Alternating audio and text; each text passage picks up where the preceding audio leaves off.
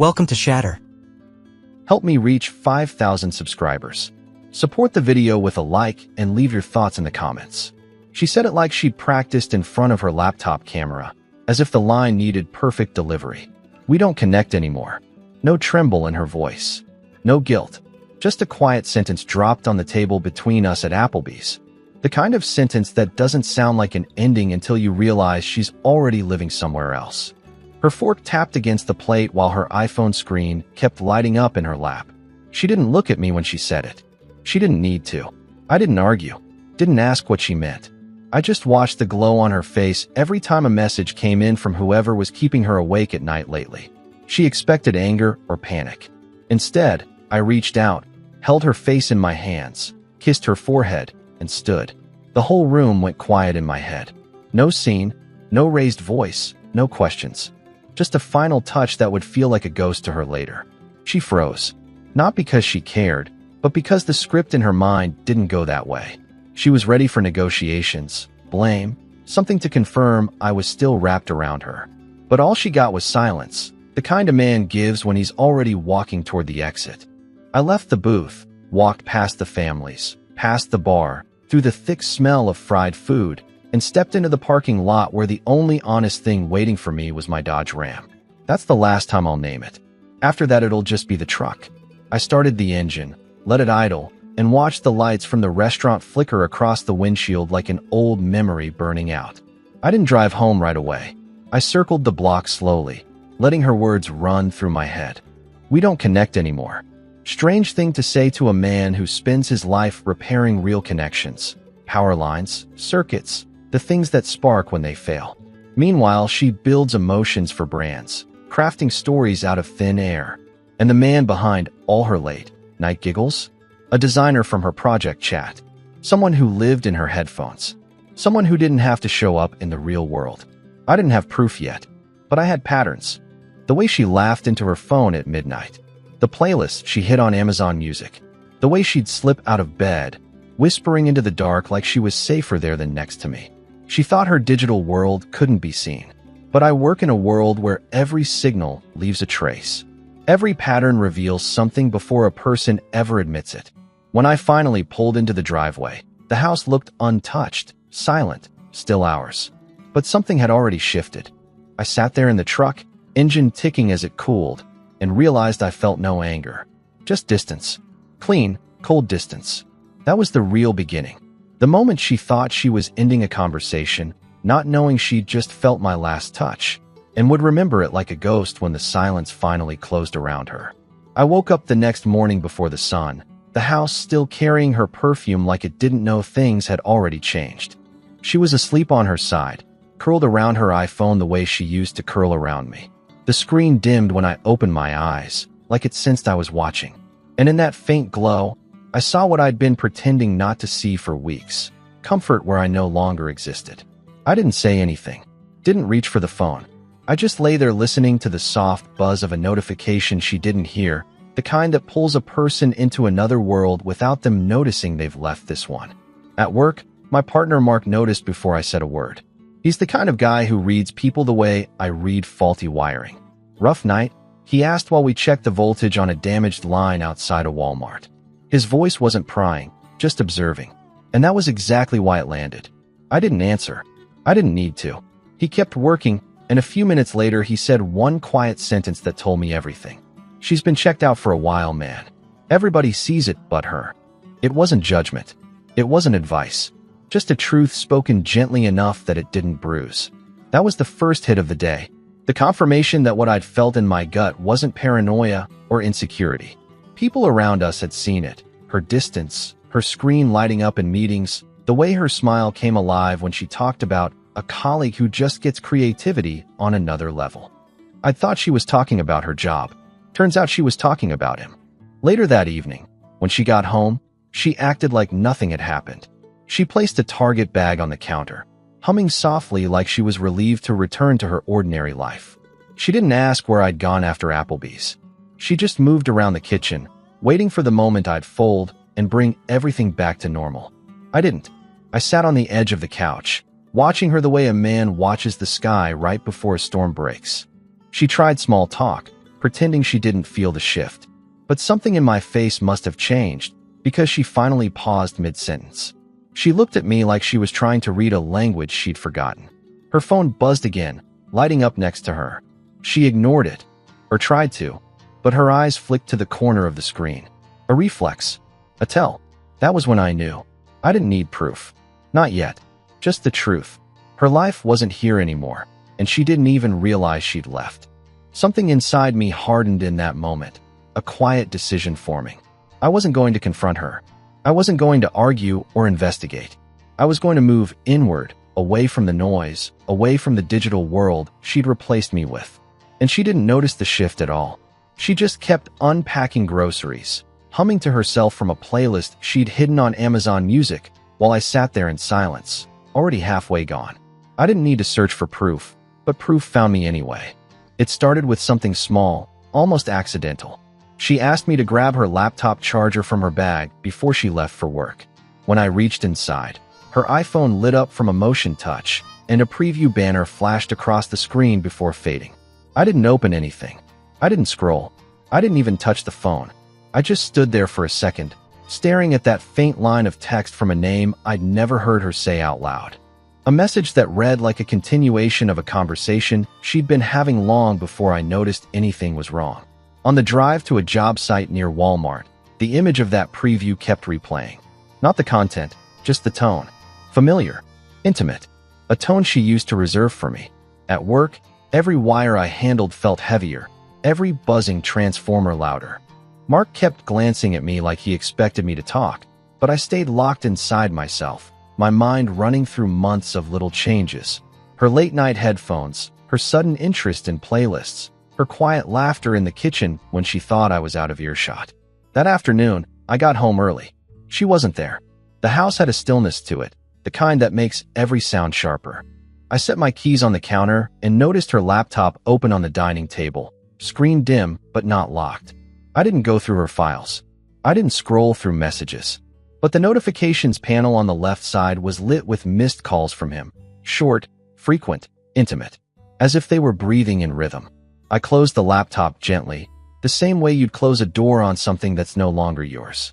I walked into the living room and sat on the edge of the couch, staring at the wall while the last pieces of denial fell away. I didn't feel rage. I didn't feel heartbreak. Just a slow, steady detachment, like a breaker being switched off in my chest. When she finally came home with her Target bag and that distracted smile, she didn't notice anything different.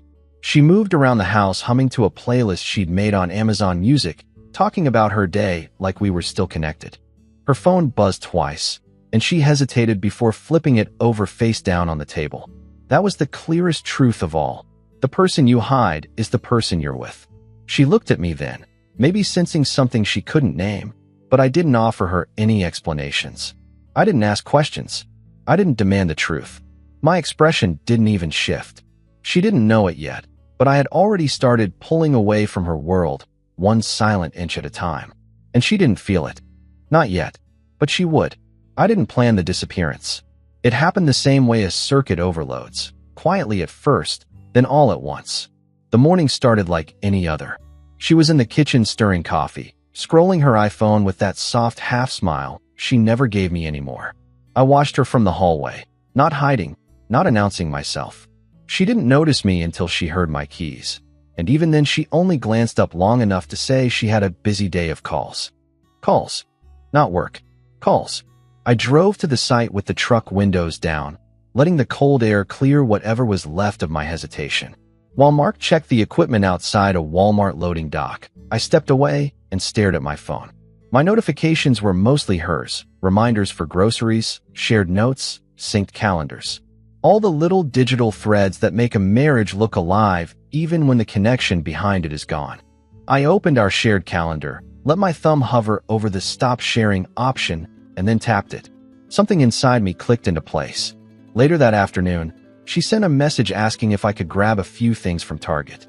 I saw the bubble pop up, watched it fade, but didn't open it. I wasn't angry.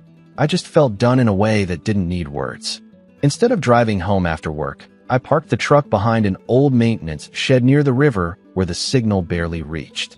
I sat there for a long time, listening to the engine cool and the wind push against the door.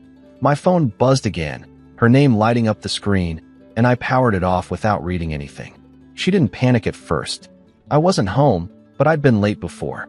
An hour passed, then 2. When she called again, the call didn't ring through. I had already disabled my Apple ID, logged out of every shared note, removed myself from everything we'd built digitally. It was the cleanest break I'd ever made, like cutting a dead wire instead of trying to fix it. By the time the sun went down, I was already miles from the house, sitting in a motel room with nothing but the faint hum of the air conditioner and the distant noise of someone's Amazon Music playlist leaking through the wall. My phone stayed dark on the nightstand. Every connection tied to her was gone except the last message I'd left sitting in our chat before I blocked her completely. Connection lost. Permanently. While I lay on the stiff motel bed staring at the ceiling, I knew she'd finally noticed. She wouldn't show fear right away. She'd tell herself I just needed space. But when she saw the message wouldn't deliver, when her calls hit dead air, when our shared life went silent all at once, she'd feel the weight of it. The absence. The empty place where I used to be. And that was the point. I didn't disappear from the world. I simply stopped existing in hers. The next morning, the motel room felt colder than the night before, but the silence inside me was steady, almost calm. I woke up before sunrise, sat on the edge of the bed, and turned my phone on, not to read anything from her, but to check the one message I expected. Nothing. Not because she wasn't calling, but because everything she sent slid straight into the void I'd built. I wasn't hiding from her. I'd simply removed the doorway between us. I left the motel early and drove the truck toward a small diner off the highway, the kind of place where no one asks questions. While I ate, I replayed the last few months, not with regret, but with clarity. She'd been living in 2 worlds for a long time. One with me, made of routines and real things, and one with him, made of screens and feelings she could turn on and off like a playlist on Amazon Music. I wasn't angry at either of them, but I wasn't going to be the silent backup connection anymore. Around noon, I stopped by a supply warehouse where a friend of mine, Dylan, handled electrical permits. He's the type who sees everything but never says more than necessary. When he spotted me walking in, he raised an eyebrow like he already sensed something was off. I told him I needed to check some records for a vendor, and while he pulled them up, he said one line that shifted the entire day. He said she'd been asking around about my work schedule a lot lately. Not in a worried way, more like she needed to coordinate her time. It didn't hit me as betrayal. It hit me as confirmation. Another pattern. Another crack in a story she didn't think I could see. After leaving the warehouse, I sat in the truck with the engine running and opened my old work contacts, most of which were still synced to my phone. It didn't take long to find the design agency that handled her projects. Digital people leave digital footprints, posts, timestamps, shared files. I didn't dig through anything private. I didn't hack or snoop. I just followed the publicly visible threads until I found the weak point in his world. He wasn't who he pretended to be. Not entirely. His online persona was polished, curated, impressive. But the legal business listings? They told a different story. Inconsistent filings. Missing paperwork. A contract dispute that hadn't quite gone public yet. Nothing destructive. Nothing illegal. Just enough instability to make a client nervous if they happened to receive the right anonymous tip from a concerned industry colleague. I didn't send anything yet. I didn't even screenshot it. I just saved the page, closed the tab, and leaned back in the seat as the afternoon sun flickered through the windshield. This wasn't revenge. This wasn't punishment. This was strategy, slow and quiet, like pulling a fuse from a circuit before it burns the entire line. Then I turned my phone off again, placed it face down on the dashboard, and drove away. Somewhere behind me, she was panicking, calling, texting, refreshing. But her world couldn't reach me anymore. And for the first time in a long time, I breathed without feeling watched. By the time my quiet push against him landed, I was already back on the road, keeping my distance from everything that used to define my life. I didn't see the fallout directly, but I didn't need to. People react the same way circuits do. Pressure in one place makes something spark somewhere else. Late that afternoon, while I sat in the truck outside a Walmart loading dock waiting for Mark to finish a job, my phone buzzed with an email alert from an unrelated account I rarely used. Not from her. Not from him. From the design agency itself. A short, Formal notice announcing they were re-evaluating partnerships with contractors whose paperwork didn't meet specific guidelines. A polite way of saying someone had just been flagged. I locked the phone without reading more. I hadn't sent accusations. I hadn't signed anything. I had simply dropped a single anonymous note that pointed to public records. The rest happened on its own. He'd built his world on a screen, not on structure, and screens crack fast under pressure. It wasn't revenge. It wasn't sabotage. It was a reminder. Some people live in pixels, and storms don't. By evening, I drove back toward town. Not home, just near it. Close enough to observe without being seen. I parked behind an old fence a block away from our street. From there, I could see the glow of our living room windows. She was pacing. Even from that distance, I recognized the frantic rhythm. A person searching for something she never thought she could lose. Her iPhone screen lit up her face each time she checked it, waiting for a message that would never deliver. If she stepped closer to the window, I could imagine the panic hiding in her expression, though she'd mask it as confusion at first. People like her don't jump straight to guilt. They ease into it slowly, like they're negotiating with themselves. Later that night, while I stayed in the truck's shadow, I saw her sister arrive. They talked on the porch, and though I couldn't hear the words, I understood the tone. Her sister kept glancing around like she expected me to walk out of the dark. She must have asked what happened. And my wife must have given the same line she'd given me days earlier, because her sister suddenly stepped back, folded her arms, and said something sharp enough to freeze her in place. Whatever it was, it hit her hard. I saw the way her shoulders dropped, the way she covered her mouth with her hand, not in grief, but in realization. Someone had finally told her the truth she refused to see. Everybody noticed her slipping before she did. She sank onto the porch steps, staring at the ground like it had just opened beneath her. And in that moment, surrounded by the quiet of our neighborhood, she wasn't the version of herself she performed for strangers online. She was just a woman whose world had begun to collapse without a single scream, accusation, or slammed door. Not because I exposed her, but because I disappeared from her story, and the silence left behind was loud enough for everyone else to hear. I stayed in the truck until her sister finally left. The street went quiet again, the kind of quiet where every light in a house feels louder than the people inside it. I wasn't hiding from her. I just wasn't part of that life anymore, and watching her from a distance made that clearer than anything I could have said. She moved room to room with her iPhone clutched in her hand, like it was a lifeline someone had cut without warning. Every few minutes she would stop, stare at the screen, and try again. A call, a message, a desperate attempt to reach someone who was no longer reachable. She didn't understand that silence could be final. She kept waiting for noise to return. I drove away before she could look out and spot the truck. I headed to the same diner off the highway, sat in the far corner, and listened to the faint hum of someone's Amazon Music playlist while I drank black coffee.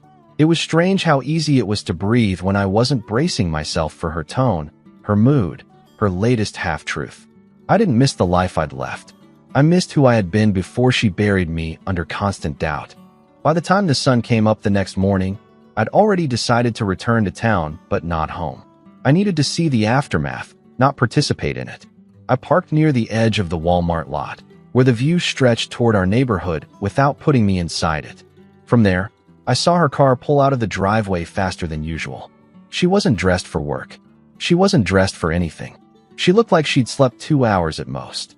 She drove toward town, checking her phone at every red light, probably telling herself that the signal must be off, that the network must be down, because the alternative, that I had chosen the silence, was too heavy for her to hold yet. Later that afternoon, I stopped by Mark's place to drop off some tools. He took one look at me and didn't ask where I'd been. Instead, he told me he'd run into my wife earlier. He said she looked like she was walking through fog, asking if anyone had heard from me, trying to pretend it wasn't fear tightening her voice. I didn't respond. I didn't give him anything. He nodded like he understood and didn't push.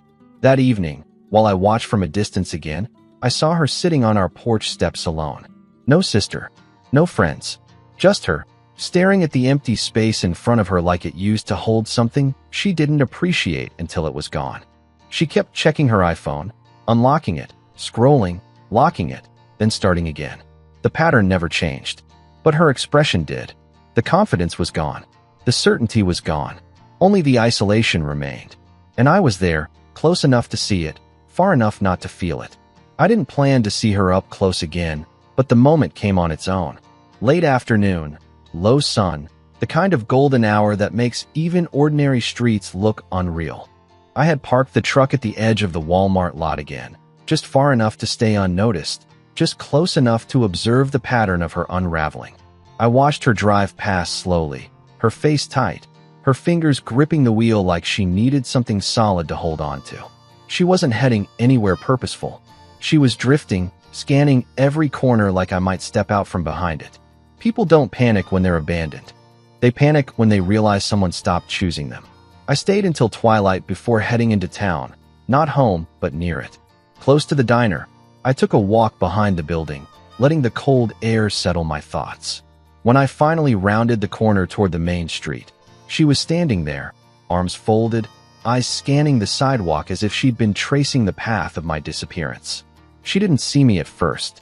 She looked small, exhausted, holding her iPhone like she was waiting for it to save her. One more call, one more message, one more sign I hadn't meant the silence. When she finally saw me, her breath caught in her throat. Not loud, not dramatic, just a quick, sharp intake of air that said more than any apology could. She stepped forward once, then stopped herself, like she wasn't sure she had the right anymore. Her voice was quiet when she spoke, almost fragile, retelling everything she'd already said to others. Not a confession, not an explanation, just a plea for clarity. I didn't move. I didn't fill the silence for her comfort. I didn't give her the emotional foothold she was searching for. I simply watched her, letting the truth sit heavy between us. She asked why I cut everything off, why the message said what it did, why I left without warning. She wanted the old version of me, the one who'd soften at her panic, who'd step toward her, who'd reassure her she still mattered. But I wasn't that man anymore. I gave her a single answer, calm and even. I told her I wasn't angry. I wasn't punishing her. I just stopped participating in a world where I wasn't seen. Her eyes reddened, not from tears but from the realization that the silence wasn't about disappearing. It was about choosing myself over the noise she'd built with someone else. She reached out, almost touching my arm, then pulled back like the distance between us had turned physical. Her iPhone buzzed in her hand, just once, and she flinched like she'd been caught. She didn't even look at the screen. She knew who it was. I didn't give her anything more. No comfort, no final argument, no promise. I simply stepped aside and let her stand in the emptiness she'd created. I wasn't out of control. I was out of reach. The days after that confrontation felt like watching a building collapse in slow motion. Not with noise, not with dust or flames, just with quiet structural failure. She tried to keep living normally, but normal had slipped through her fingers the moment I stopped mirroring her emotions. I saw it in the way she moved around town, drifting from place to place as if routine could rebuild something that had already burned out. She still checked her iPhone every few minutes like she was expecting a miracle delivery that would reconnect her to a life she'd taken for granted. I kept my distance, but I saw enough. At Walmart, she stood in the self-checkout line holding a cart of things meant to look domestic and stable. Groceries, detergent, a couple of cheap candles. But she kept staring at the entrance like she expected me to walk through it. People around her noticed her distraction. The cashier, the manager walking past, even the couple behind her in line. The cracks were visible in a way she could no longer hide. She wasn't humiliated. She was unraveling, quietly, in front of an audience that didn't need the full story to understand she'd lost something she never thought she could lose. By midweek, the collapse reached deeper. Her messages to him were no longer playful or flirty. I didn't read them. I had no access anymore, but the signs were obvious. She moved differently, sat differently, carried her phone differently. The confidence was gone. The secrecy had turned into shame. And whatever pressure landed on him from the digital storm I'd nudged into motion, it was hitting her now. She was defending him to her friends, her coworkers, anyone who asked why she seemed off. But they weren't buying the innocent act anymore. One person asked her, loud enough that I overheard from across the parking lot, if she really thought nobody noticed. The words hit her like a slap. She froze, blinked twice, and walked away without answering. She was losing her circle, not because I exposed her, but because people pick up on the scent of someone who gambled everything on an illusion and lost. Later that evening, she sat in the driveway alone, the Target bag beside her untouched. The sunset reflected in her eyes, making them look hollow. She wasn't crying. She was remembering. Remembering the last forehead kiss at Applebee's. Remembering the quiet way I held her face. Remembering how she used to lean into me without thinking. Those moments were landing in her chest like sharp echoes, each one cutting deeper because they weren't coming back. She kept scrolling through old photos on her iPhone, tapping on moments she hadn't valued when they were real. I could almost imagine what was replaying in her mind. The mornings I fixed the breaker before work, the nights I carried her sleeping form from the couch to the bedroom, the small ways I had shown up without being asked. Back then, they were background details. Now they were ghosts. And the silence I left behind was finally louder than any message she'd ever exchanged with him. She found me on a Friday evening, not because I wanted to be found, but because she finally stopped searching in the wrong places. The sun was low, the air heavy with that quiet stillness that comes right before night settles in. I was sitting on the tailgate of the truck near the edge of a Walmart lot, finishing a cup of coffee from the diner and watching traffic drift by like I wasn't part of any of it. I wasn't hiding. I wasn't running. I had simply stepped out of the version of life she'd built around me. She parked a few spaces away and sat in her car for a long moment before getting out. Her movements were slow, unsure, like she wasn't certain her legs could carry what she needed to say. I didn't move to help her. I didn't fill the silence with anything easy. When she finally walked toward me, she held her iPhone in both hands the way a child holds something precious they've already broken. Her face was pale, tired, stripped of the confidence she used to replace honesty. She stopped a few feet from me. Not close enough to touch. Not brave enough to try. She whispered that she understood now. That digital connections are easy because they demand nothing real. That what she'd chased wasn't a person but a feeling, a flattering echo. She said the silence from me was worse than anything she expected. She said the last touch I gave her felt like a ghost she couldn't outrun. I listened. Not with anger. Not with sympathy. Just with presence. She had spent months living somewhere else, inside chats, playlists, and late-night calls. And now she was standing in front of me, finally realizing that real connection wasn't something she could recreate with a screen. She asked if we could fix it. The question wasn't desperate. It was soft, like she already knew the answer but needed to hear it from my mouth. I didn't raise my voice. I didn't make a speech. I didn't remind her of anything she'd done. I just told her the truth. I hadn't disappeared. I'd simply stopped showing up in places where I wasn't respected. The words hit her harder than any confrontation could have. Her shoulders sank. Her eyes closed. She breathed out like a person letting go of something they'd been clinging to out of fear. I slid off the tailgate, walked past her, and opened the truck door. She turned toward me as if waiting for some final gesture of softness, something familiar, something she could hold on to. Instead, I gave her the only thing that still belonged to me, my silence.